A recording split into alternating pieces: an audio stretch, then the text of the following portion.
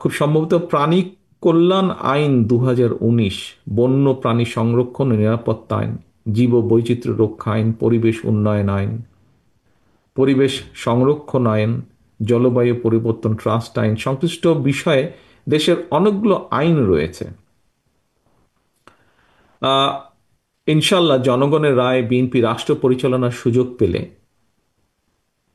পশু পাখি বন্য প্রাণী তথা বাস্তুতন্ত্রের নিরাপত্তার জন্য এই আইনগুলোকে আমরা ইনশাল্লাহ সময় উপযোগী করব। এই আইনের অনেকগুলোর প্রয়োজন, পরিবর্ধন প্রয়োজন আছে, সেগুলোকে ইনশাল্লাহ আমরা করব। আমার সাথে কিছুদিন আগে যখন আমি বিষয়টি নিয়ে চিন্তা করেছিলাম, আমি তখন কয়েকজন, তার মধ্যে আজকের সভাপতি আদনান উপস্থিত ছিল, সেদিন আমি প্রথম কয়েকজনের সাথেই আলাপ করেছিলাম যে কি করা যায় এখানে।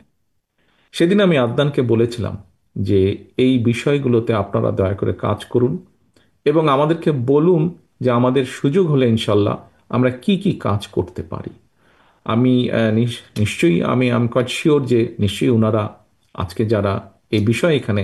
আছেন, অ্যানিম্যাল ওয়েলফেয়ার যে আমাদের নতুন সংস্থাটি,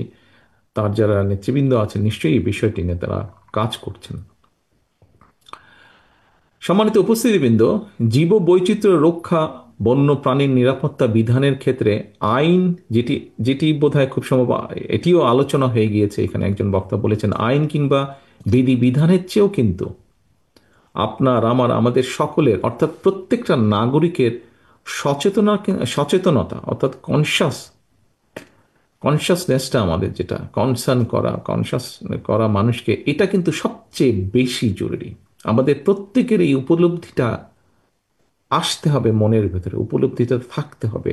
যে জীব বৈচিত্র্য রক্ষা এবং বন্য প্রাণীর নিরাপত্তার সঙ্গে কিন্তু আমরা যারা মানুষ,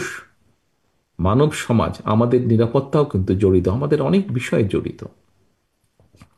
সম্মানিত সুধীবৃন্দ, বিভিন্ন দল, ভিন্ন মত কিংবা অবৈধভাবে লোভ লালসার আশায় যেখানে মানুষের প্রতি মমত্ববোধের একটা অভাব প্রকট হয়ে উঠছে, সেখানে পশু পাখি কিংবা বন্য প্রাণীর প্রতি মমত্ববোধের কথা হয়তো অনাহত ভাবার মতন মনে হতে পারে, যে যেখানে মানুষেরই বিষয় সেখানে হঠাৎ করে পশু পাখি নেই। তবে এটাও কিন্তু সত্যি, পশু পাখি, কুকুর, বিড়াল, হাতি কিংবা বাঘ অর্থাৎ প্রাণীর প্রতি মানুষের হৃদয় অনুভবের স্থান তৈরি যদি না হয়, শুধু আইন করে প্রাণীর আহার, আবাস, নিবাস নিশ্চিত করা, যা আজকে নিশ্চিত করার জন্য আমরা কিছু সংখ্যক মানুষ এখানে একত্রিত হয়েছে, যে বিষয়গুলো নিয়ে আমরা কনসার্ন এক্সপ্রেস করছি, আমরা যদি এই কনসাসনেসটা মানুষের মধ্যে, যে অনুভূতিটা যদি আমরা তৈরি করতে না পারি, তাহলে শুধু এই প্রাণীর আইন করে প্রাণীর আহার, নিবাস, তাদের নিরাপত্তা নিশ্চিত, এই সবগুলো বিষয় কিন্তু অত্যন্ত কঠিন হবে।